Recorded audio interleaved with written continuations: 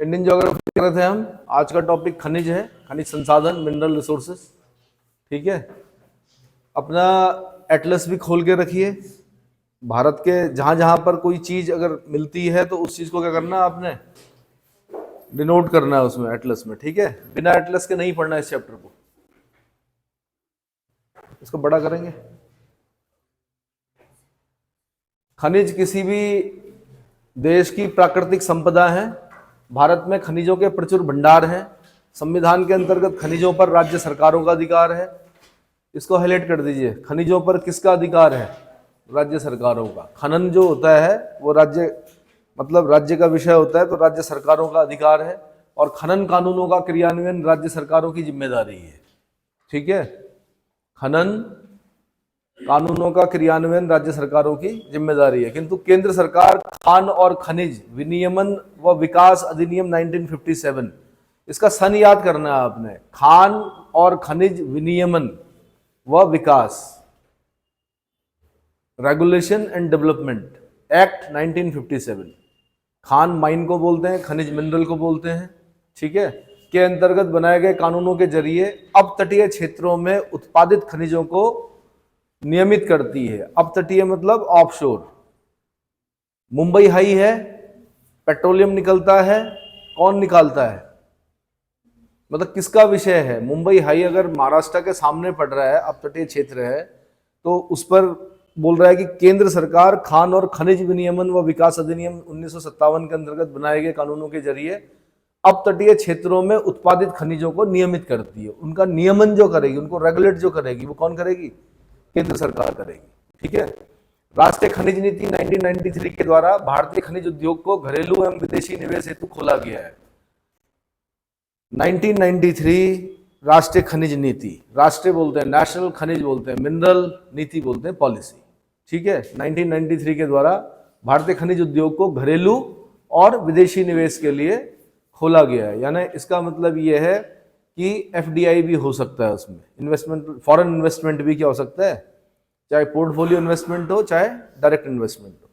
वर्तमान मूल्यों पर कुल सकल मूल्य वर्धन जीवीए, ग्रॉस वैल्यू एडेड में वर्ष 2021-22 फर्स्ट एई में खनन व उत्खनन, माइनिंग एंड क्वारिंग का योगदान 2.3% है। अब ये 2.3 से क्वेश्चन बनेगा आपका। किससे बनेगा? ये 21-22 का है, आपने अब 22-23 का पढ़ना है। किसका पढ़ना है? 22-23। तो जो ये क्वेश्चन है ये 21-22 वाला 22-23 में इंपॉर्टेंट रहा। 24 में अगर आप पेपर देंगे तो 23-24 वाला क्या होगा? इंपॉर्टेंट होगा, है ना। यहां भारत के विभिन्न खनिजों के उत्पादन, भंडारण, अन्य आयामों के विवेचन ठीक है, जो मुख्य रूप से Indian mineral yearbook 2020, Indian mineral yearbook 2020 के डेटा हैं, उस पर आधारित है और इसे इंडियन ब्यूरो ऑफ माइंस द्वारा प्रकाशित किया गया है। इंडियन मिनरल ईयरबुक 2020 को इंडियन ब्यूरो ऑफ माइंस प्रकाशित करती है। इस पुस्तक में जो भी आंकड़े अब आप देखेंगे वो सब कहां से लिए गए हैं? IMYB से लिए गए हैं, 2020 के आंकड़े। खनन मंत्रालय के वार्षिक प्रतिवेदन 2021-22 के अनुसार देश में कुल 95 खनिजों का उत्पादन हुआ है, जिसमें 4 ईंधन खनिज, 10 धात्विक खनिज, 23 अधात्विक खनिज। धात्विक बोलते हैं मेटेलिक, अधात्विक बोलते हैं नॉन मेटेलिक। लघु खनिज कितने? 55 लघु खनिज और 3 नाभिकीय खनिज शामिल है। खनन मंत्रालय वार्षिक प्रतिवेदन मतलब जो ईयरली आपकी क्या होती है, रिपोर्ट होती है। प्रतिवेदन किसको बोलते हैं? रिपोर्ट को बोलते हैं। खनन मंत्रालय ने अपनी जो वार्षिक रिपोर्ट दी है 2021-22 में, उसने कहा है 95 खनिजों का, 95 खनिजों का उत्पादन हुआ है। 4 उसमें ईंधन बोलते हैं, फ्यूल को। किसको बोलते हैं? फ्यूल खनिज हैं।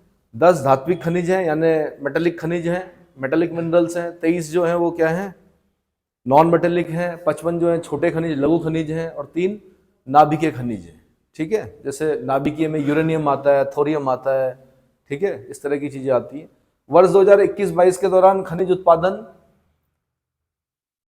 परमाणु, ईंधन खनिज और गौण खनिजों को छोड़कर का कुल मूल्य 190,389 करोड़ रुपए अनुमानित है, जो पिछले वर्ष 2020-21 की तुलना में लगभग 23.37% की वृद्धि को दर्शाता है।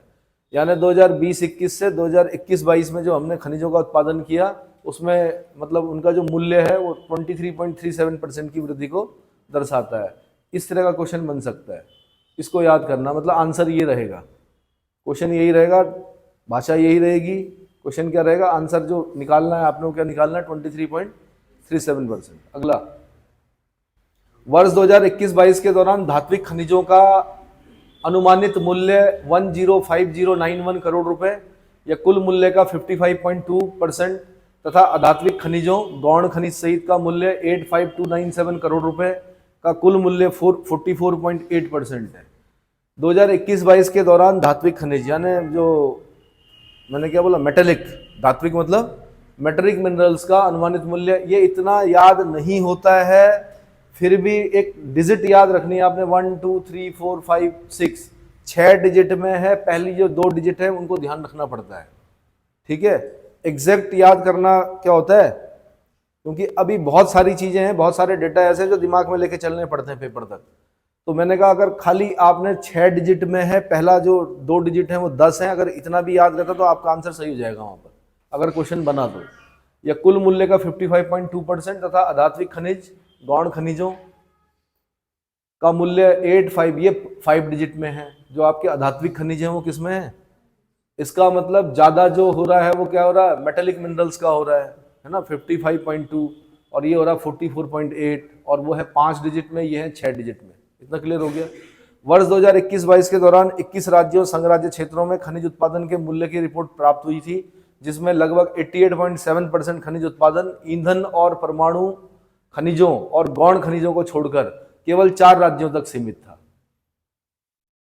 देश के खनिज उत्पादन के अनुमानित मूल्य के संदर्भ में उड़ीसा अग्रणी राज्य है। फिर यहां से क्वेश्चन बनेगा, खनिज उत्पादन के अनुमानित मूल्य के संदर्भ में सबसे ज्यादा जो मतलब मूल्य के हिसाब से अगर सबसे ज्यादा जो खनिज निकाले जा रहे हैं वो कहां से निकाले गए हैं, ओडिशा से, जिसका राष्ट्रीय उत्पादन में 47.2% का योगदान है। इसका मतलब जितना भी देश में खनिज निकल रहा है उसका अगर 100 रुपए के खनिज निकाल रहे हैं तो 47 रुपए 20 पैसे के खनिज कहां से निकाल रहे हैं, उड़ीसा से निकाल रहे हैं। ऐसे करके याद किया जाता है इसको, ठीक है। तत्पश्चात छत्तीसगढ़, दूसरे नंबर पे छत्तीसगढ़ है, छत्तीसगढ़ से 16 रुपए 20 पैसे। ऐसे परसेंट में अगर याद नहीं हो रहा है तो ऐसे याद रखो कि 100 रुपए में से 16 रुपए 20 पैसे का खनिज छत्तीसगढ़ से निकाल रहे हैं, 14 रुपए 31 पैसे का खनिज कहां से निकाल रहे हैं हम, माना पूरे खनिज का मूल्य अगर हम 100 रुपए मान लें तो कर्नाटक से 14 रुपए 31 पैसे का निकाल रहे हैं, राजस्थान से 11 रुपए का निकाल रहे हैं, झारखंड से 4 रुपए 50 पैसे का निकाल रहे हैं, ठीक है। तो इसका मतलब सबसे ज्यादा खनिज ओडिशा, उसके बाद छत्तीसगढ़, उसके बाद कर्नाटक, उसके बाद राजस्थान, उसके बाद झारखंड। वर्ष 2021-22 में खनिज उत्पादन ईंधन परमाणु खनिजों को बार बार बोल रहा है, ईंधन परमाणु खनिजों को छोड़कर, इसको छोड़कर बताया जाता है, ठीक है, के मूल्य में सर्वाधिक वृद्धि उड़ीसा में हुई। उड़ीसा में 93% की वृद्धि हुई। तदुपरांत झारखंड में 87% की वृद्धि हुई, कर्नाटक में 65% की। आपने पहला वाला याद रखना कि उड़ीसा में 93% की वृद्धि हुई। मूल्य में सर्वाधिक वृद्धि कहां पर हुई, उड़ीसा में। आगे कुछ प्रमुख खनिज उत्पादक राज्यों ने खनिज उत्पादन के मूल्य में कमी भी दर्ज की है, जिनमें तमिलनाडु माइनस में चला गया, तमिलनाडु आपका, केरला माइनस में चला गया, हिमाचल प्रदेश माइनस में चला गया, है ना, -5.45% आदि शामिल है। वर्ष 2018-19 में धातु एवं मिश्र धातु यानी मेटल्स एंड अलॉयज का निर्यात मूल्य 174,286 करोड़ रुपए था, जो वर्ष 2019-20 में घटकर कितना 166098 करोड़ रुपए हो गया था। वर्ष 2019-20 में धातु एवं मिश्र धातु के निर्यात में सर्वाधिक हिस्सा, अब ये यहाँ से क्वेश्चन पूछेगा कि 2019-20 में निर्यात मतलब एक्सपोर्ट, निर्यात मतलब एक्सपोर्ट में सर्वाधिक प्रतिशत किसका था, आयरन एंड स्टील का। किसका, आयरन एंड स्टील का। आयरन एंड स्टील के बाद मतलब अगर हमने 100 रुपए का निर्यात किया धातु और मिश्र धातुओं का, 100 रुपए में 61 रुपए का निर्यात हमने आयरन एंड स्टील का किया। उसके बाद एल्यूमिनियम अलॉय और स्क्रैप 21.74% का किया। फेरो एलॉयज का हमने क्या किया, 7.11% का किया। ये भी ध्यान रखना, स्क्रैप भी खरीदते हैं कुछ देश, जापान में नहीं होता है आयरन और ज्यादा, वो क्या करता है, कबाड़ खरीदता है। क्या खरीदता है, और बहुत अच्छा स्टील बनाता है कबाड़ खरीद के भी। ट्विन टावर जब गिरता है तो सबसे पहले जापान खड़ा होता है, जापान के जो कबाड़ खरीदने वाले मतलब स्क्रैप वाले जो होते हैं वो क्या करते हैं, खरीदने के लिए तत्पर रहते हैं कि भाई हमें अपने देश के लिए चाहिए। इतना समझ में आ गया। स्क्रैप नीति भी आई है एक नई। अगर आप कुछ करना चाह रहे हो, कोई उद्योग लगाना चाह रहे हो, तो स्क्रैप में बहुत अच्छा क्या है आपका भविष्य। आने वाले समय में ये जितनी भी गाड़ियां आपको दिख रही है ना सड़क पर चलती हुई, या जितनी भी चीजें हैं, उनका एक मियाद रखी जाएगी अब कि भाई 15 साल 20 साल, इससे ज्यादा नहीं। लोग भारत में क्या करते हैं कि 30-30 साल तक, 40-40 साल तक क्या करते हैं, खींचते हैं। तो उससे क्या होता है, पोल्यूशन होता है, दिक्कत होती है ना।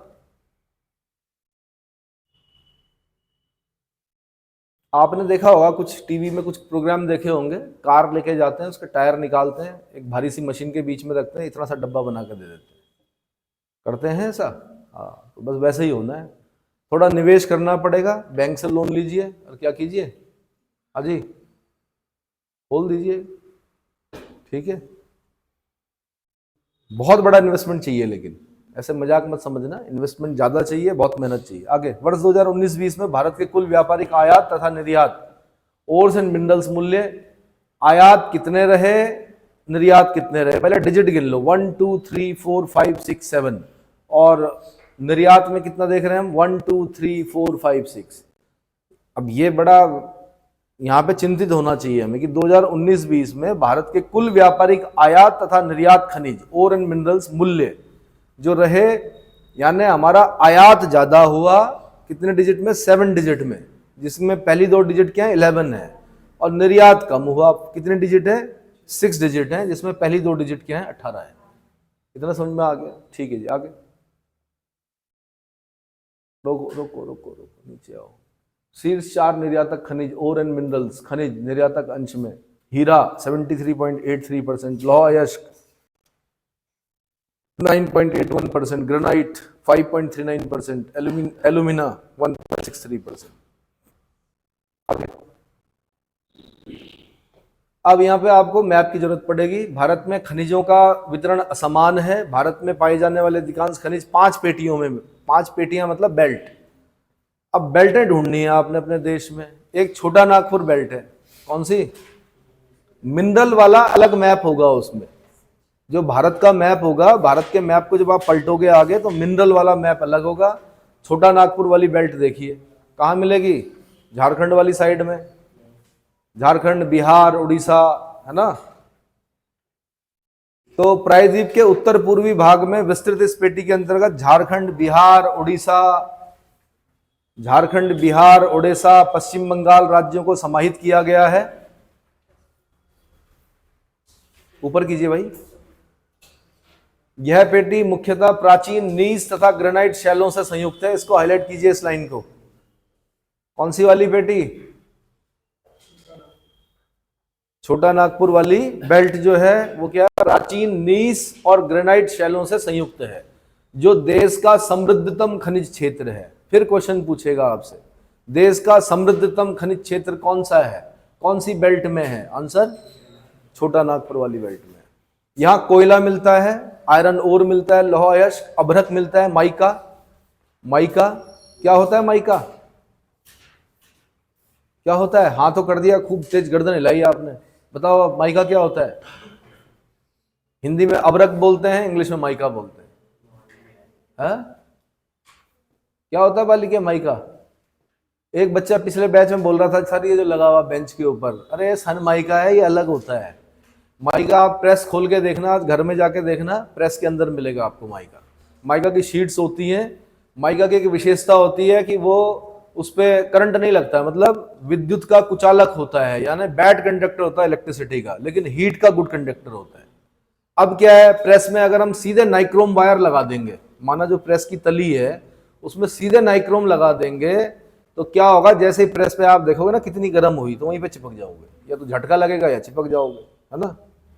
अब तो वो जो होती है डाउन हो जाती हैं, क्या बोलते हैं उनको, MCV है, वो डाउन हो जाती हैं। चलो, पर पहले बता रहा हूं मैं, लोग जले भी हैं और चिपके भी हैं, कुछ पे झटका लगा है।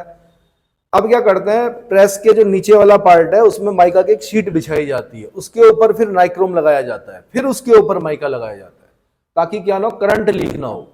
अब जब नाइक्रोम वायर गर्म होगी तो क्या होगा, माइका भी गर्म होगा। माइका गर्म होगा तो जो प्रेस का नीचे वाला पार्ट है वो भी गर्म होगा। जब नीचे गर्म होगा तभी आप कपड़ों पर क्या करते हो, प्रेस करते हो। तो पुराने समय में क्या होता था कि खानदानी प्रेस चलती थी एक, है ना, कितने साल हो गए जी, 40 साल हो गए इस प्रेस को। अब क्या होता था, माइका की भी तो एक मियाद होगी, कब तक वो करेगा, तो क्या छीज जाता था वो, तो बीच बीच में क्या टुकड़े टुकड़े निकल जाते थे उसके, तो बीच में से कई बार क्या होता, करंट लीक होता था उसमें, क्या होता था, तो तब उस प्रेस को देना पड़ता था इलेक्ट्रिशियन जो सही करते हैं, तब फिर वो माइका शीट क्या करता था, चेंज करता था। तो ऐसे कई अप्लायंसेज होते हैं जिसमें माइका यूज होता है, इलेक्ट्रॉनिक अप्लायंसेज जो होते हैं उसमें होता है, ठीक है। तो अभ्रक, उसके बाद मैग्नीज, मैग्नीज तो पता होगा साइंस वालों को, क्या बोला था मैंने एक क्वेश्चन यहां से, नहीं वो मैग्नीशियम से था। अगला क्रोमाइट, इल्मेनाइट, बॉक्साइट, क्या होता है बॉक्साइट, ओर होता है, किसका, एल्यूमिनियम का ओर होता है, ठीक है, बॉक्साइट। उसके बाद फॉस्फेट, यूरेनियम। जब भी यूरेनियम का नाम आएगा तो जादूगोड़ा की खान को याद करना है आपने, किसको करना है, कहाँ मिलता है जी जादूगोड़ा की, और जगह भी मिला है बट जो पुराने प्रश्न रहे हैं उसमें जादूगोड़ा की खान में मिलता है कि यूरेनियम, ठीक है। फिर एक क्वेश्चन और आता है कि समृद्ध यूरेनियम किसे कहते हैं, तो नेट पे जाइए, डेफिनेशन निकालिए कि समृद्ध यूरेनियम किसे कहते हैं। समृद्ध को क्या बोलते हैं, एनरिच्ड यूरेनियम। ये मेंस में आता है लिखने के लिए, 2 नंबर या 4 नंबर में पूछेगा आपसे पीसीएस में, साइंस एंड टेक वाला जो पार्ट होगा। तांबा, कॉपर, ये पता ही है, कॉपर पता है। कॉपर में हम इंडस वैली सिविलाइजेशन में पढ़ते हैं, कहां से लाते थे इंडस वैली सिविलाइजेशन के लोग कॉपर, कहां से लाते थे, खेतड़ी से लाते थे, खेतड़ी, खेतड़ी राजस्थान में पड़ता है, झुंझुनू डिस्ट्रिक्ट में पड़ता है, ठीक है। लेकिन जो तांबा है वो आपको मलज खंड वाली बेल्ट में भी मिलेगा, किसमें मिलेगा, मलज खंड वाली कॉपर बेल्ट जो है उसमें मिलेगा। डोलोमाइट, चीनी मिट्टी, चूना पत्थर प्रचुर मात्रा में मिलते हैं। यहां देश का लगभग 70% काइनाइट, 93% लौह अयस्क यानी आयरन ओर, 84% कोयला, 70% क्रोमाइट तथा अभ्रक, 50% अग्नि मिट्टी, है ना।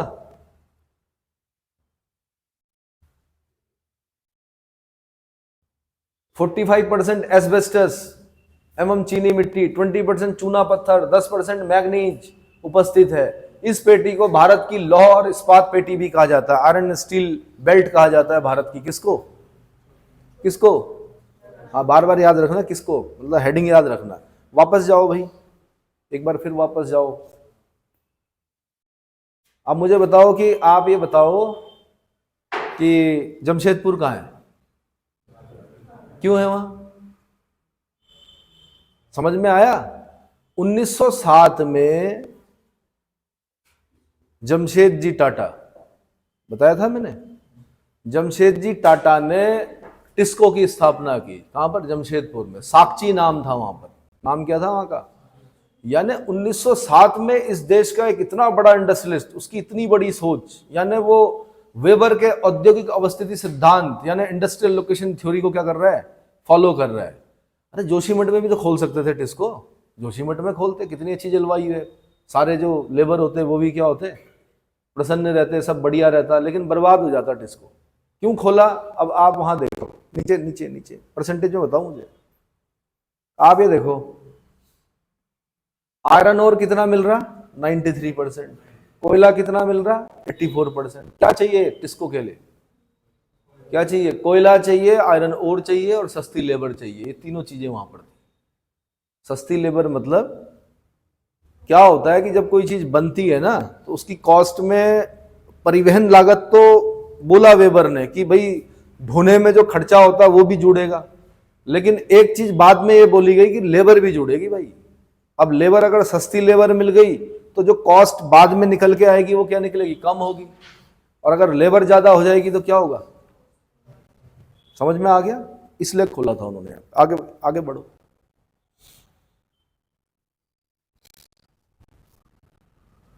%10 मैग्नीज उपस्थित है। इस पेटी को भारत की लौह एवं इस्पात पेटी कहा जाता है क्योंकि अधिकांश इस्पात के कारखाने, इस्पात समझ रहे हो, स्टील, जब जब इस्पात बोल रहा हूं मैं तब समझो स्टील बोल रहा हूं। स्टील के कारखाने कुल्टी, दुर्गापुर, बोकारो, राउरकेला, जमशेदपुर आदि इस पेटी में स्थित है। अब भले ही ये अलग अलग राज्य हो जाएंगे, जमशेदपुर आपने बोल दिया कहाँ, झारखंड में बोल दिया, राउरकेला कहाँ, उड़ीसा में आ गया, बोकारो कहाँ, झारखंड में आ गया, और क्या नाम है, दुर्गापुर कहाँ, वेस्ट बंगाल में आ गया, है ना। आपने ये भी याद रखना, ब्रिटेन की दुर्गा, कहाँ की दुर्गा, ब्रिटेन के सहयोग से दुर्गापुर इस्पात संयंत्र की स्थापना की गई थी, तो ब्रिटेन की दुर्गा याद रखनी है आपने। जर्मनी के केले याद रखने हैं, क्या याद रखने हैं, जर्मनी के सहयोग से राउरकेला, रूर बोलते हैं वैसे, रूर क्षेत्र जो है कोल क्षेत्र है वहां का, जर्मनी का बहुत समृद्ध क्षेत्र है खनिज का, पर यहाँ पे आके हम उसको राउरकेला बोल देते हैं, ठीक है, राउरकेला। और एक और पढ़ना है आपने, भिलाई, आपने बोला रूस की सिलाई, तो भिलाई हो जाएगा फिर, रूस के सहयोग से भिलाई, जर्मनी के सहयोग से रूरकेला, और ब्रिटेन के सहयोग से दुर्गापुर, हमेशा के लिए याद हो जाएगा।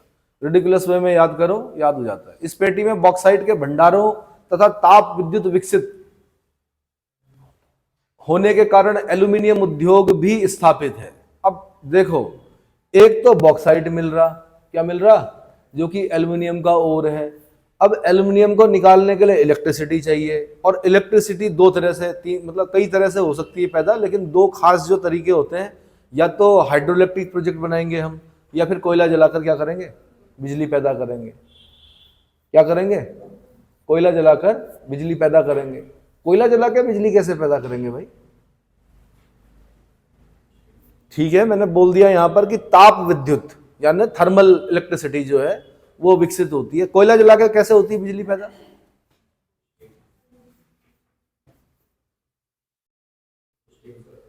हाँ जी, अरे बोलो यार, किससे होती है, स्टीम से होती है। हाँ, पानी गर्म करना पड़ता है, भाप बनानी पड़ती है, टरबाइन घुमाना पड़ता है ना।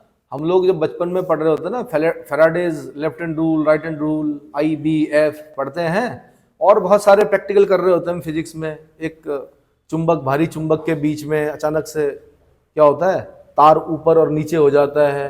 वही सिद्धांत आगे चलकर क्या होता है, लगता है किसमें, जो आपकी जो क्या होता है, मतलब मेन काम होता है टरबाइन घुमाना। टरबाइन के साथ क्या घूमता है, हैवी मैग्नेट के बीच में कॉइल घूमती है, जिसकी वजह से इलेक्ट्रिसिटी पैदा होती है। टरबाइन घूमने से बिजली पैदा नहीं होती, टरबाइन के साथ जब कॉइल घूमेगी दो हैवी मैग्नेट के बीच में, तब इलेक्ट्रिसिटी क्या होगी, जनरेट होगी। अब उसे घुमाने के लिए या तो पानी चाहिए होता है या भाप चाहिए होती है।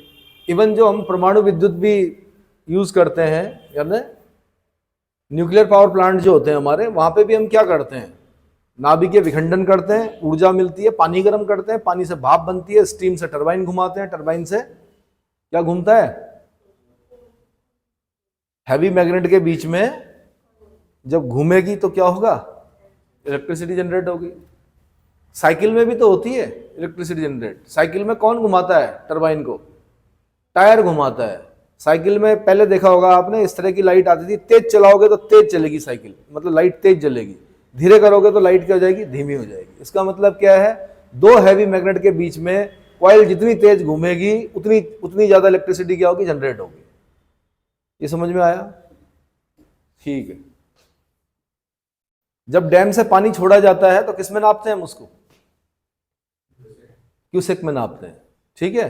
तो क्या होता है कि सदावाहिनी नदियां, बरसात में तो बहुत सारा पानी है, लेकिन धीरे धीरे धीरे आप देख रहे होंगे नदियां पतली पतली पतली होती जाती है। इसीलिए डैम बनाए जाते हैं, पानी जमा किया जाता है, ताकि लगातार हम क्या कर सकें, इलेक्ट्रिसिटी जनरेट कर सकें। तो लेकिन कभी कभी क्या होता है कि क्यूसेक जो होता है वो कम क्यूसेक छूटता है पानी, तो इलेक्ट्रिसिटी का उत्पादन क्या हो जाता है, कम हो जाता है। इतना समझ में आ गया, ठीक है, आगे बढ़िए। मध्यवर्ती क्या है भाई, अगला मध्यवर्ती पेटी, इसको सेंट्रल बेल्ट बोलते हैं। कहां पर है ये, आंध्र प्रदेश, मध्य प्रदेश, महाराष्ट्र। जो ऊपर वाली बेल्ट थी वो कहां कहां थी, झारखंड, उड़ीसा, छत्तीसगढ़, वेस्ट बंगाल, यही थी, 4 जगह थी। उसका डायग्राम देख लिया, कहां पे है वो बेल्ट। सारी बेल्टें याद करनी है आपने। ये आपने भी सिर्फ कहां वाली पढ़ी, नागपुर, छोटा नागपुर वाली बेल्ट पढ़ी। अब मध्यवर्ती वाली बेल्ट देखो, आंध्र प्रदेश, मध्य प्रदेश, महाराष्ट्र, दिख रही है में विस्तृत। इस पेटी में मैग्नीज, बॉक्साइट, चूना पत्थर, संगमरमर, लिग्नाइट, अभ्रक, जवाहरात, लौह अयस्क, तांबा, ग्रेफाइट आदि उपलब्ध है। जो पेंसिल का जिससे आप लिखते हो वो किस चीज का बना होता है? ग्रेफाइट का बना होता है। ठीक है। और जो हैवी मशीनरी होती है उसमें एज ए लुब्रिकेंट क्या यूज करते हैं? ग्रेफाइट का ही चूर्ण यूज करते हैं। क्या करते हैं? ग्रेफाइट का ही चूर्ण यूज करते हैं। क्या विशेषता होती है ग्रेफाइट की? ये तो बड़ी वैसी विशेषता बता दी आप। और क्या विशेषता होती है? क्या ग्रेफाइट ठंडा रहता है? क्या ताप का कुचालक होता है? बैड कंडक्टर होता है हीट का ग्रेफाइट? विद्युत का भी कुचालक होता है और टेम्परेचर मतलब जो ताप होता है उसका भी कुचालक होता है, बैड कंडक्टर होता है। एज ए लुब्रिकेंट क्यों यूज कर रहे हैं? हैवी मशीनरी है, गर्म होगी, गर्म होने से क्या होगा? वो वाला पार्ट पिघल सकता है, इसलिए ग्रेफाइट का चूर्ण डाला जाता है उसमें। क्या डाला जाता है? जल्दी से फिर वहां उस पार्ट पर गर्म नहीं होगा, जहां पे फ्रिक्शन होगा ना वहां पे जल्दी से गर्म नहीं होगा वो। चलो दक्षिण पेटी, नेक्स्ट क्या है? दक्षिण पेटी, सदर्न बेल्ट बोलते हैं इसको। यह पेटी कर्नाटक और तमिलनाडु में विस्तृत है। यहाँ सोना, लोहा, खासकर सोना, लोहा, तांबा, क्रोमाइट, मैग्नीज, लिग्नाइट, अभ्रक, बॉक्साइट, जिप्सम, चूना पत्थर आदि के भंडार हैं। फिर है north west belt, Rajasthan, Gujarat और महाराष्ट्र में विस्तृत। इस पेटी में तांबा, जस्ता, यूरेनियम, अभ्रक, मैग्नीज, एस्बेस्टस, नमक, कीमती पत्थर, खनिज तेल, प्राकृतिक गैस, बॉक्साइट के भंडार हैं। इतनी चीजों के भंडार है किसमें? नॉर्थ वेस्ट बेल्ट में। कितनी बेल्ट पढ़ ली हमने? कौन कौन सी पढ़ी? मेंस का क्वेश्चन होता है, मेंस का है 16 नंबर का। मेंस के हिसाब से तैयार करना है, खाली पढ़ना नहीं है, लिखना भी है उसको। पांचवी बेल्ट कौन सी? दक्षिण पश्चिम पेटी, साउथ वेस्ट बेल्ट। इसका विस्तार गोवा, दक्षिण कर्नाटक, केरल में है। इस पेटी में इल्मेनाइट, जिरकॉन, मोनोजाइट। मोनोजाइट बड़ा इंपॉर्टेंट है क्योंकि इससे थोरियम मिलता है हमें। क्या मिलता है? केरला का जो मालाबार तट है वहां पर बालू पाई जाती है, मोनोजाइट, उसमें से थोरियम मिलता है। और जो हमारा परमाणु कार्यक्रम है, जो हमारा क्या है, न्यूक्लियर प्रोग्राम है, नाभिकीय कार्यक्रम है, उसके तीसरे चरण में हमने क्या करना? थोरियम का यूज करना है। किसका? थोरियम का। ठीक है। तो मोनोजाइट हो गया, गार्नेट हो गया, चिकनी मिट्टी, लोहा, चूना पत्थर आदि के भंडार हैं। इन पेटियों के अलावा अन्य खनिज क्षेत्र हैं, हिमालय क्षेत्र, कोयला, बॉक्साइट, तांबा, चूना पत्थर, गोदावरी बेसिन तथा बॉम्बे हाई में खनिज तेल एवं गैस। और अब तो नया जुड़ गया, जो आपके कृष्णा और गोदावरी के डेल्टा हैं वहां पे गैस के भंडार मिले हैं, तेल के भंडार। मतलब आने वाले समय में शायद हमारी जो निर्भरता है क्रूड ऑयल पर वो कम हो जाएगी। साथ में मैंने अंडमान निकोबार वाला क्षेत्र बता दिया आपको, वहां पर भी कुछ प्राकृतिक गैस के क्या दिख रहे हैं? चिन्ह दिख रहे हैं। और अब जल्दी ही रिग वहां पर क्या करेगी? रिलायंस वालों की या जो ओएनजीसी की है वो क्या करेगी? वहां पर तेल की खोज करेगी। ठीक है। शीर्ष 4 आयातक खनिज और एंड मिनरल्स कौन कौन से हैं? पेट्रोलियम है। सबसे ज्यादा आयात अगर हम देखते हैं तो किसका कर रहे हैं? पेट्रोलियम का कर रहे हैं, क्रूड ऑयल का कर रहे हैं। कितना? 63.23%। कोयला कर रहे हैं 13.26, हीरा कर रहे हैं 12.92, प्राकृतिक गैस कर रहे हैं 5.95। ठीक है। प्राकृतिक गैस सिर्फ 5.95, जबकि क्रूड ऑयल कितना? 63.23। यानी बड़ी बहुत बड़ी मद है ये। मद मतलब ये सारी मदें हैं, इनमें सबसे बड़ी मद क्या है? पेट्रोलियम आयात में। ठीक है। अगला, मूल्य के आधार पर शीर्ष 5 खनिज उत्पादक राज्य कौन कौन से हैं? प्रथम उड़ीसा है, दूसरा छत्तीसगढ़ है, कर्नाटक, राजस्थान, झारखंड। ये पहले पढ़ चुके हैं हम, इनका क्रम याद कर लीजिए। आगे,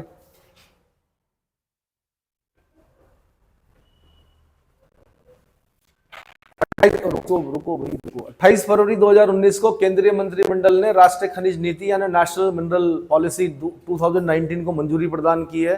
ध्यातव्य है कि इस खनिज नीति ने राष्ट्रीय खनिज नीति 2008 का स्थान लिया है।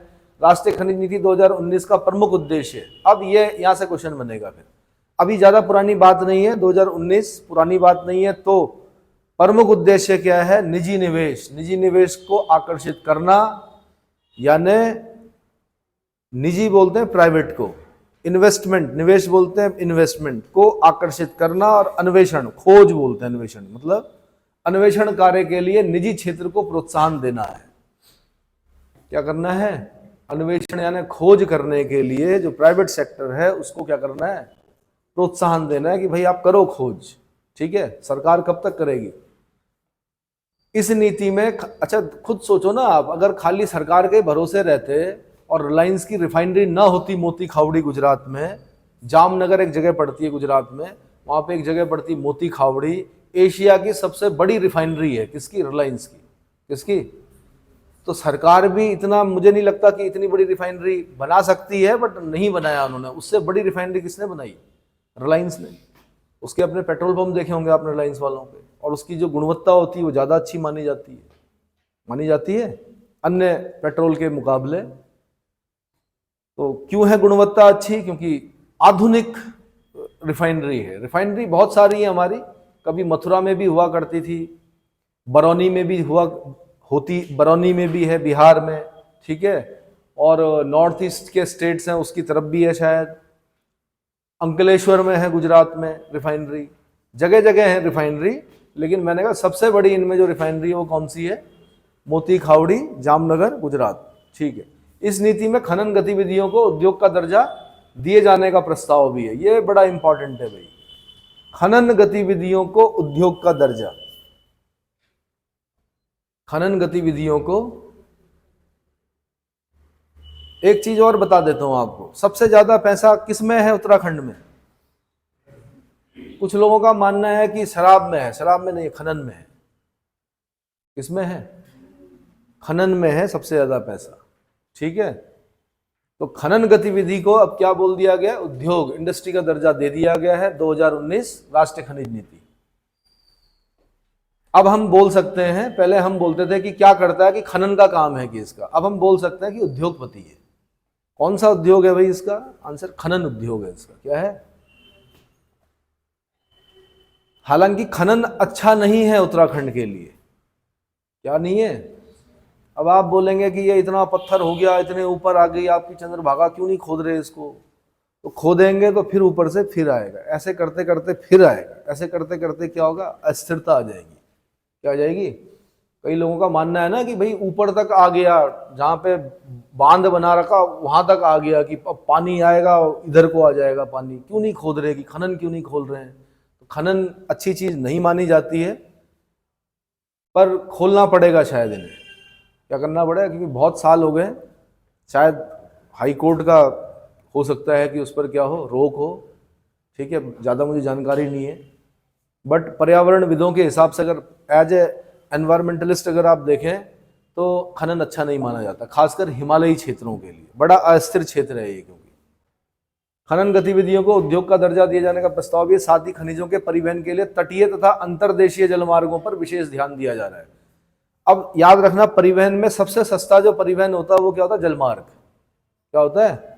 जलमार्ग। आपने देखा होगा हालांकि हम ऐसा बोलते हैं नई सरकार ने बनाया, नीतियां पहले से चल रही होती हैं। पहले हम 4 ही नेशनल वाटरवे पढ़ते थे। नेशनल वाटरवे नंबर 1 कहां से कहां तक? हाँ जी, इलाहाबाद से नैनी। पहला नेशनल वाटरवे कहां से कहां तक? इलाहाबाद से नैनी पढ़ते थे। दूसरा नेशनल वाटरवे कहां? हल्दिया से धुबरी, यही पढ़ते थे। तीसरा वाटरवे, और अब देख रहे होंगे आप बहुत सारे वाटरवे क्या हो रहे हैं, काम चल रहा है वाटरवेज पर। क्यों चल रहा है? क्यों चल रहा है? क्योंकि सस्ता होता है वाटरवे। क्या होता है भाई? आपने पढ़ा कि जर्मनी में ब्लैक फॉरेस्ट है और फ्रांस में वोस्जेज है, उसके बीच में एक रिफ्ट घाटी है, उस घाटी से होकर एक राइन नदी बह रही है। राइन नदी को कोल रिवर बोल रहे हैं, कोयला नदी बोल रहे हैं। क्यों बोल रहे हैं? क्योंकि कोयले का परिवहन कर रहे हैं। वहां के लोग जानते हैं कि नदी में कोयले का परिवहन करेंगे तो कॉस्ट कम आएगी। क्या आएगी? कोयले से जब हम क्या करेंगे, फिर जलाएंगे, उससे फिर जो भी कर रहे होंगे वो या तो धातु बना रहे होंगे या विद्युत बना रहे होंगे, तो कॉस्ट जो आएगी वो कम आएगी। अगर हम उसी चीज को, कोयले को जहाज में करें तो कॉस्ट बहुत ज्यादा आएगी। ट्रेन में भी ठीक ठीक आती है, ट्रकों में करें तो ज्यादा आएगी। ट्रेन में कम आएगी, उससे ज्यादा किस में आएगी? ट्रक में आएगी। जो मालगाड़ी होती है उसमें देखो सबसे कम आया किसमें? पानी में, जल परिवहन में। उसके बाद मालगाड़ी, उसके बाद ट्रक, उसके बाद जहाज।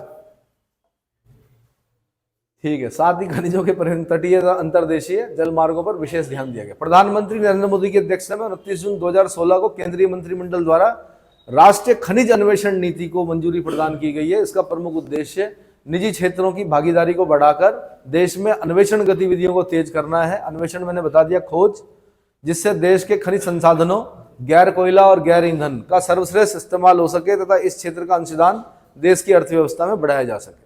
आगे,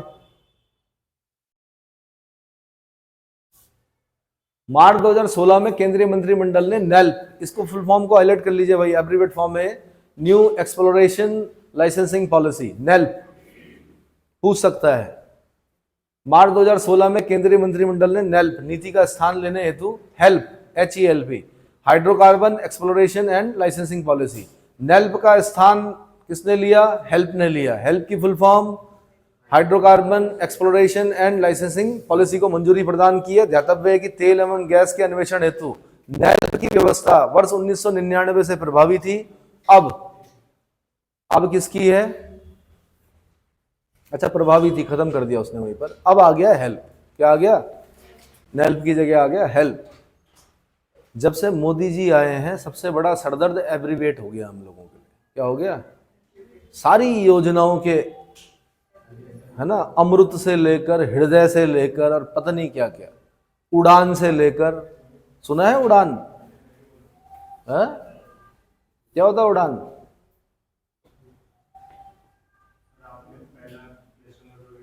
है? इलाहाबाद से हल्दिया, इलाहाबाद से हल्दिया, और national waterway number 2 Sadiya to Dhubri. Sorry, दरअसल उन्होंने बोला, वो दिमाग में क्या हो गया, वो हौच-पौच हो गया। पहला है इलाहाबाद से हल्दिया, दूसरा है सादिया से धुबरी। आपने क्या कहा था? इलाहाबाद से हल्दिया। हाँ, इलाहाबाद से हल्दिया नेशनल वाटरवे नंबर 1, और दूसरा नेशनल वाटरवे नंबर क्या है? सादिया से धुबरी, जो कि ब्रह्मपुत्र पर है ना। बता दिया करो भाई अगर कुछ, क्या होता है ह्यूमन माइंड कई बार। मैं कहां पे था अभी? उड़ान। बोलो। उड़े देश का आम नागरिक, है ना, उड़े देश का आम नागरिक। और क्या था? हर घर जल। मतलब सबको एब्रीवेट में बोला जा रहा है तब से। पहले आसान था, पहले या तो जवाहरलाल नेहरू या इंदिरा गांधी, संजय गांधी, राजीव गांधी, इनके नाम से योजनाएं होती थी। जब से ये आए हैं तब से क्या हो गया, इन्होंने भी नाम रखे हैं। जैसे आपकी पहले 108 थी, ठीक है, तो उसका नाम दीनदयाल उपाध्याय के नाम पे रख दिया है। ठीक है, कुछ अटल बिहारी वाजपेयी के नाम पे रखे हैं। कुछ योजनाएं क्या हैं, किसके नाम पे रखी हैं? और एक दीनदयाल उपाध्याय का नाम ज्यादा सुना होगा आपने, एक अटल बिहारी वाजपेयी का नाम सुना होगा, और अभी प्रधानमंत्री ने अपने नाम पे नहीं रखी कोई योजना। ठीक है ना। चलो, स्टेडियम रख दिया, कौन सा? मोढेरा, मोदी स्टेडियम। ठीक। खनिजों का वर्गीकरण, क्लासिफिकेशन ऑफ मिनरल्स। सामान्यतः खनिज को 3 श्रेणियों में विभक्त किया गया है। नंबर 1 धात्विक खनिज, सुन लो भाई, धात्विक खनिज ऊपर कीजिए। मेटेलिक मिनरल्स, ये वे खनिज हैं जिन्हें गलाने से धातु प्राप्त होती है। ज्ञातव्य है कि धातु लचीले होते हैं और उन्हें पीटकर कोई भी रूप दिया जा सकता है ना। अब इसके लिए हिंदी में एक अलग वर्ड यूज करते हैं, आघात वर्धनीय। क्या बोलते हैं? और इंग्लिश में बोलते हैं मैलिएबल, मैलिएबल बोलते हैं। हाँ, आघात वर्धनीय मतलब जिसको जितना पीटा जाए उतना क्या होगा, फैलेगा। इसमें साइंस में एक क्वेश्चन आता है, सबसे अधिक आघात वर्धनीय धातु कौन सी है?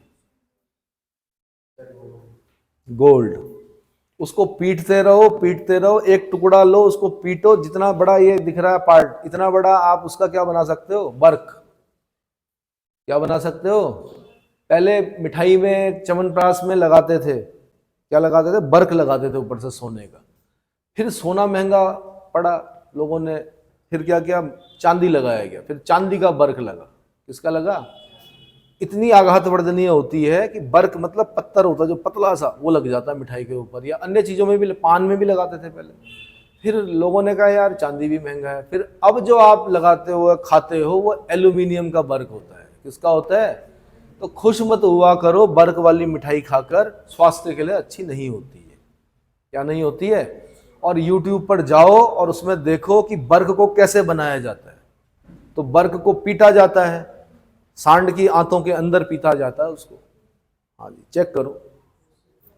हाँ जी, सांड की आंतों के अंदर पीटा जाता है, तब वो जाके बर्क बनता है। अब बन जाओ वेजिटेरियन। चलो जी, ये वे खनिज हैं जिन्हें गलाने से धातु प्राप्त होते हैं। ज्ञातव्य कैसे पता आपको? वीडियो देखी थी? ठीक है। ज्ञातव्य है कि धातु लचीले होते हैं और उन्हें पीटकर कोई भी रूप दिया जा सकता है। अच्छा, एक ऐसी वर्ड और आता है, खींच सकते हैं, तार खींच सकते हैं, उसको क्या बोलते हैं? डक्टाइल। पक्का? हिंदी में क्या बोलते हैं? सोने का तार खींच सकते हैं आप बहुत लंबा है? नहीं, तन्य।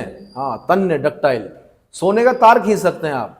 आपने देखा होगा जो अब आजकल जो लहंगे आ रहे हैं महंगे महंगे, उस पर क्या बोलते हैं वो आप लोग जानो, उस पर मतलब जो काम होता है वो किसका होता है? सोने के तारों का काम होता है। चांदी का भी खींच सकते हैं। ठीक है। एक क्वेश्चन और आता है कि सबसे ज्यादा जो सुचालक, अच्छा सुचालक है विद्युत का, इलेक्ट्रिसिटी का, जो सबसे अच्छा गुड कंडक्टर है वो क्या है? चांदी है। तो चांदी के तार क्यों नहीं लगाते बिजली वाले? हाँ जी, खंबे खंबे दिखेंगे अगले दिन, तार नहीं दिखेंगे उसमें, है ना? इसलिए क्या लगाया जाता है? अलग चीज लगाई जाती है। चलो जी, देश में धात्विक खनिजों का मूल्य इतना कितना 69536 करोड़ रुपए था, जो वर्ष 2019-20 में 4.02% अधिक है। धात्विक खनिजों में लौह अयस्क का उत्पादन मूल्य में सर्वाधिक। अब ये ध्यान रखना, धात्विक खनिजों में सबसे ज्यादा मूल्य किसका है? आयरन ओर का है। कितना है? 71.04% का योगदान 2020-21 में था। धात्विक खनिजों को दो भागों में बांटा गया है यथा, आगे बढ़िए, लोहांश खनिज। अब यहां से फिर क्वेश्चन बनेगा, लोहांश खनिज में कौन कौन आते हैं? ये यूपीएससी ने आज से 20 साल पहले पूछ लिया। लोहांश खनिज में कौन नहीं है, या लोहांश खनिज में कौन कौन है?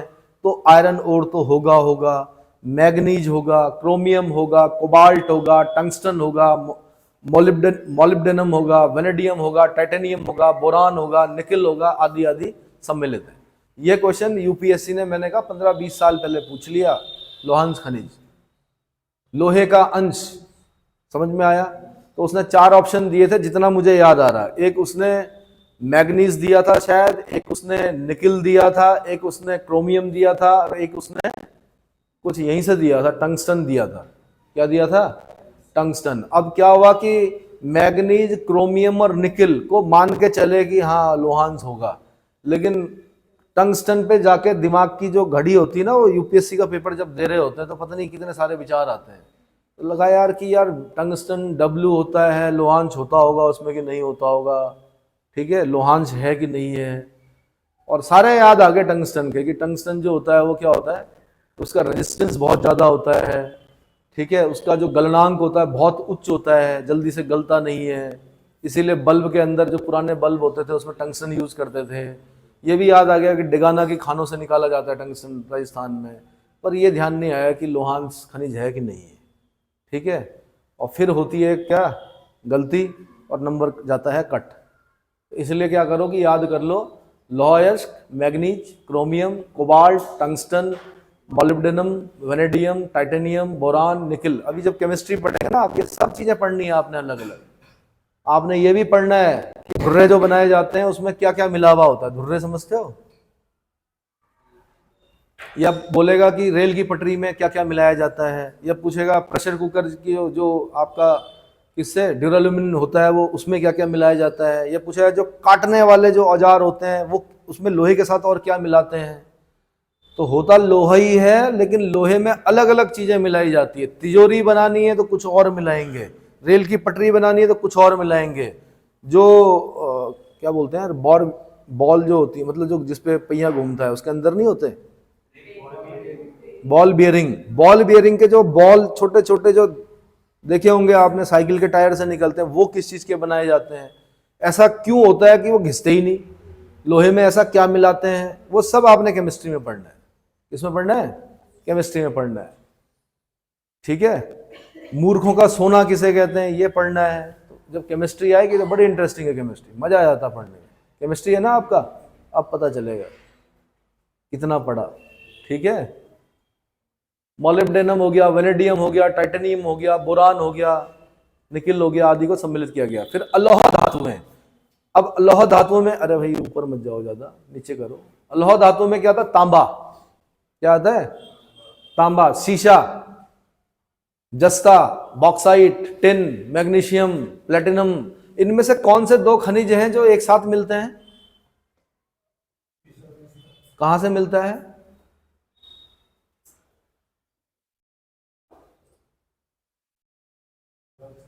राजस्थान में है, जौ से है नाम, जावर, जावर खान से मिलता है सीसा जस्ता।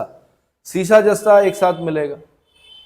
थोड़ा प्रैक्टिकल भी बनना पड़ेगा। आप बोलोगे हमने तो जस्ता कभी देखा ही नहीं, तो भाई जस्ता आपने देखा है, सेल निकालना, उसका बाहर का कवर निकालना, जस्ते के ही होता है वो बना हुआ। जो बर्तन होता है वो किसका होता है? जस्ते का होता है। आप बोलते हैं हमने कार्बन नहीं देखा, उसे तोड़ो सेल को, उसके अंदर कार्बन ही है पूरा, है ना। उसमें एक रॉड होगी, उसको पता करना वो किस चीज की बनी होती है, सेल, ड्राई सेल जो होता है। तांबा, ये तो देखना मुश्किल हो गया, लेकिन लोग अब फिर तांबे में पानी पीने लगे। कुछ लोगों की बोतल फिर तांबे की हो गई। पहले लोग प्लास्टिक में गए, पहले स्टील में गए, फिर प्लास्टिक में गए, फिर पता चला कि ब्लड में भी प्लास्टिक पहुंच गया है और कार्सिनोजेनिक है, फिर तांबे पे आ गए। तो क्या हमारे लोग बेवकूफ थे जो तांबे पे पीते थे? स्वास्थ्य के लिए बहुत अच्छा होता है तांबा, लेकिन एक चीज दिक्कत होती है तांबे से, बताओ क्या? कौन सी बीमारी होती है? पेट के लिए बड़ा अच्छा,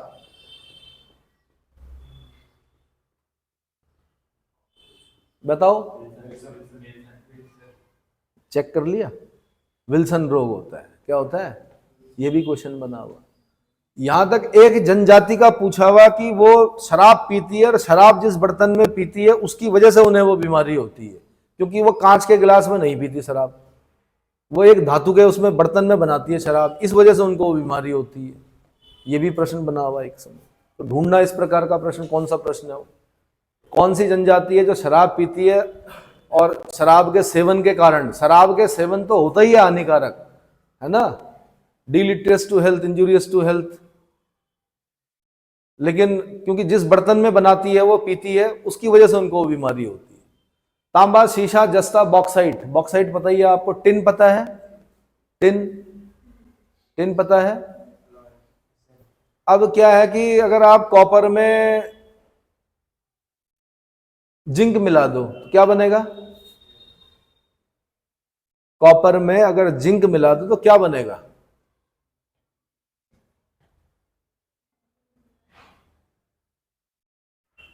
कॉपर में जिंक मिलाओगे तो ब्रास बनेगा ना।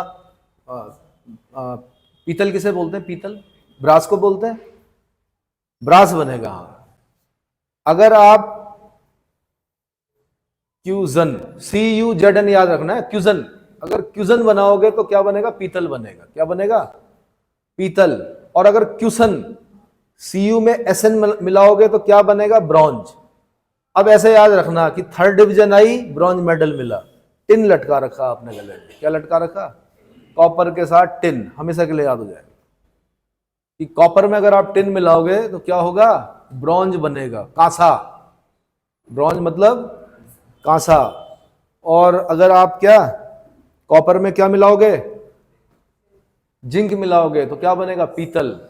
पीतल को साफ किया जाता है ब्रासों से। किससे?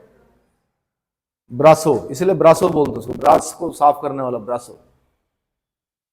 मैग्नीशियम, यहां से मैंने क्वेश्चन पूछा था आपको, मैग्नीशियम की जो आपका हरित लवक, क्या बोलते हैं इंग्लिश में?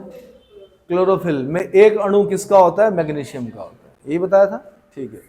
और प्लैटिनम आदि को शामिल किया गया है। प्लैटिनम ज्वेलरी होती है, कितनी महंगी होती है? सोने से भी ज्यादा। क्यों होती होगी? कम मिलती है। स्वर्ण जो है, देखो, सुवर्ण, जिसका रंग अच्छा है वो तो स्वर्ण ही है। अब प्लैटिनम ज्वेलरी मैंने देखी नहीं, पर मुझे लगता है कि स्वर्ण से सुंदर होती है। क्या सिल्वर कलर होता है इसका? सिल्वर कलर होता है। तो सोना है भाई। अगला है अधात्विक खनिज, नॉन मेटेलिक मिनरल्स। मैंने बीच बीच में आपको थोड़ा साइंस के भी क्वेश्चन बता दिए छोटे छोटे, ठीक है। अधात्विक खनिज, नॉन मेटेलिक मिनरल्स, वे खनिज जिनमें धातु अंश का अभाव होता है और जो भंगुर प्रकृति के होते हैं। भंगुर मतलब टूटने वाले, मतलब जल्दी से जो टूट जाते हैं उन्हें भंगुर कहा जाता है। जैसे जीवन जो है वो क्षण भंगुर है। क्षण भंगुर का मतलब अभी है और अगले पल नहीं है ना।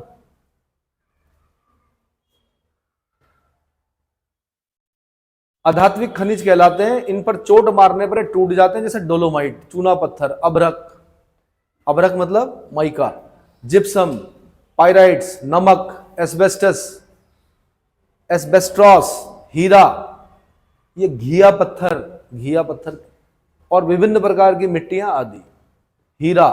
हीरा भी कार्बन का अपरूप है, एलोट्रॉप बोलते हैं अपरूप को, क्या बोलते हैं। और कोयला भी क्या है, कार्बन का अपरूप है। कार्बन के जब एलोट्रॉप पढ़ते हैं हम तो उसमें हीरा भी आता है, उसमें कोयला भी आता है, और क्या आता है, ग्रेफाइट आता है,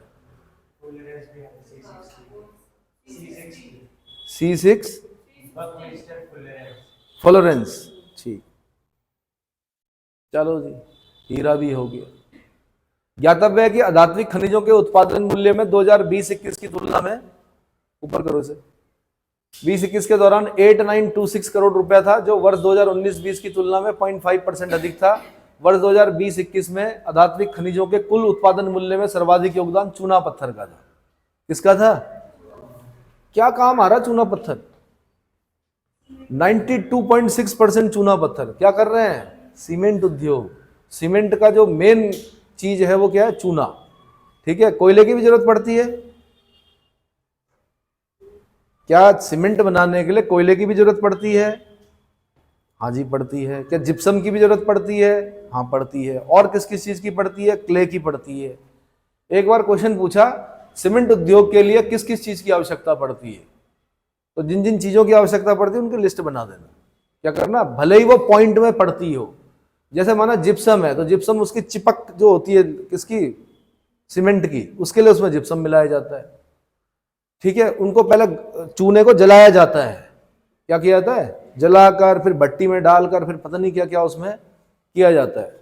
इसीलिए आपको पता होगा कि देहरादून में जो माल देवता वाली साइट है वहां पे चूना पत्थर निकल रहा था, तो क्या हुआ, सीमेंट इंडस्ट्री खुली। क्या खुली, जहां पर चूना होगा उसके बगल में सीमेंट इंडस्ट्री होगी, ठीक है। अब क्या हुआ, लेकिन पर्यावरण के लिए खतरा बन गया, वो जो खान थी पर्यावरण के लिए खतरा बन गई, मसूरी के लिए खतरा बन गई। मतलब अगर हम नीचे से खोदते रहते तो पहाड़ नीचे आने थे। तो तब एक अवधेश कौशल थे जिन्होंने खनन माफियाओं से क्या किया, लोहा लिया और उसके बाद उस जो सीमेंट की जो फैक्ट्री थी उसको बंद करवाया, ठीक है। तो आज भी वो फैक्ट्री क्या है, बंद है। इतना समझ में आ गया, ठीक। 2020-21 में अधात्विक खनिजों के कुल उत्पादन मूल्य में सर्वाधिक योगदान किसका था, चूना पत्थर। खनिज ईंधन अगला है, इसके आणविक खनिज आते हैं, कोयला आता है, पेट्रोलियम आता है, प्राकृतिक गैस को शामिल किया जाता है। आगे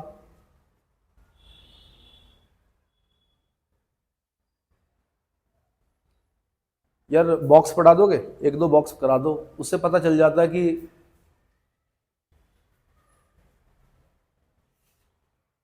एक दो बॉक्स बता देता हूं मैं।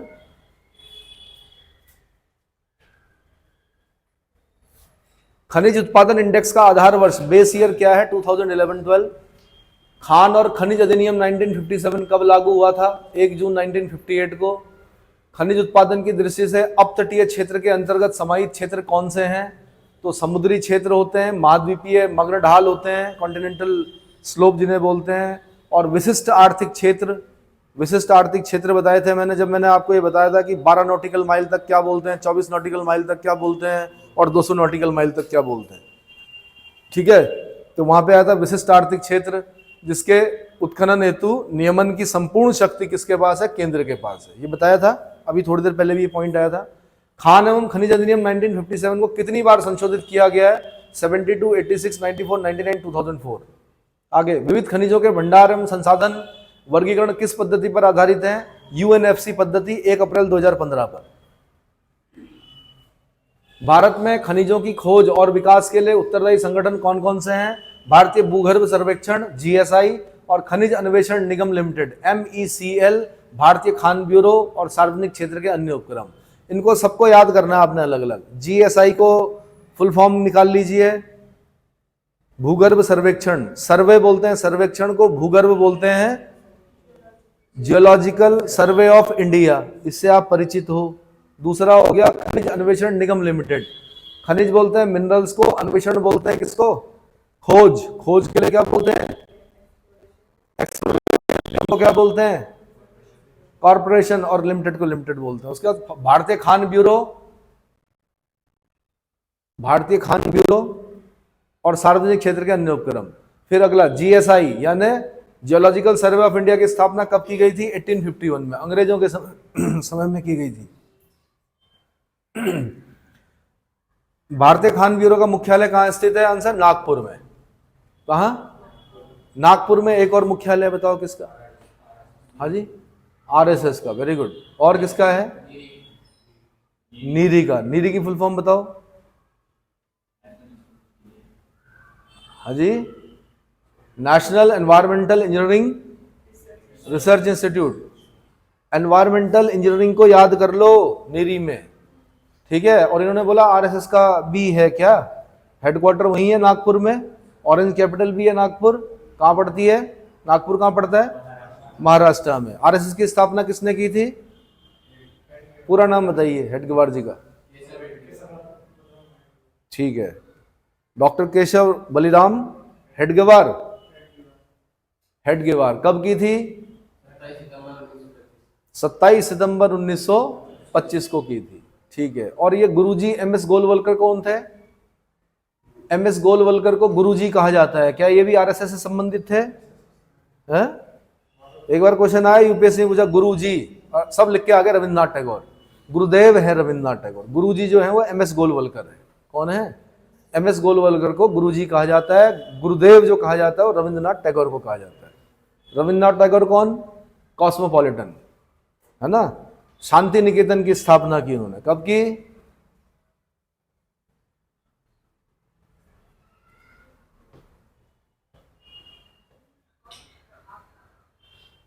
कब की शांति निकेतन की स्थापना उन्होंने, 18 चेक करो, फिर दोबारा चेक करो। विश्व भारती कब की उन्होंने, विश्व भारती, विश्व भारती, अब ढूंढो, ढूंढ के बता देना मुझे लास्ट में। तो आगे बढ़ता हूं मैं। भारत के खनिज मानचित्र के अनुसार कौन सी पेटी खनिज संपदा में सर्वोच्च है, छोटा नागपुर पेटी, छोटा नागपुर पेटी। एमईसीएल की स्थापना वर्ष, ये एमईसीएल वाला छूट गया क्वेश्चन, एमईसीएल की स्थापना वर्ष तथा मुख्यालय कहाँ है, 1972 नागपुर महाराष्ट्र, एमईसीएल का मुख्यालय, ठीक है। खनिज संपदा की दृष्टि से भारत का रूर, आंसर छोटा नागपुर का पठार, भारत का रूर, मैंने कहा रूर जर्मनी में है, रूर के, विश्व भारती 1901 या 1902, हाँ अब थोड़ा मैच कर रहा है, 1900 समथिंग मैच कर रहा है, बट जो आप अभी तक बोल रहे थे वो मैच नहीं कर रहा था। मैंने रूर जो है जर्मनी में है, खनिज संपदा से भरपूर है, इसलिए भारत का रूर किसको बोलते हैं हम, छोटा नागपुर को। भारत की लौह एवं इस्पात पेटी की संज्ञा किसे दी जाती है, छोटा नागपुर पेटी। भारत में खनिज संपदा की दृष्टि से सबसे विपन्न भाग कौन सा है, उत्तरी मैदान भाग, कुछ नहीं मिलता वहां, मैदानों में कुछ नहीं मिलेगा, लेकिन मैदानों में क्या होगा, बड़ी फर्टाइल मिट्टी होगी, सॉइल होगी, जिससे हमें अनाज मिलेगा। क्या मिलेगा, सब कुछ ना कुछ दे रहे हैं प्रकृति में। पठार जो है खनिज दे रहे हैं, है ना, मैदान जो है हमें क्या दे रहे हैं, खाद्य पदार्थ दे रहे हैं, पहाड़ क्या दे रहे हैं, सदावहिनी नदियां दे रहे हैं, ठीक है। और क्या दे रहे हैं साथ में, हिमालय क्या कर रहा है, साइबेरिया से आने वाली विंड से आपकी रक्षा कर रहा है, आपके लिए एक दीवार बन के खड़ा है, आप पर जल्दी से कोई आक्रमण नहीं कर सकता। आक्रमण करने से पहले 100 बार सोचना पड़ेगा उसको, करूं कि नहीं करूं, है ना। तो सोच लो आप, कब से आपको सुरक्षित रखा हुआ। चलो जी, इतना काफ़ी है, 1 घंटा हो गया।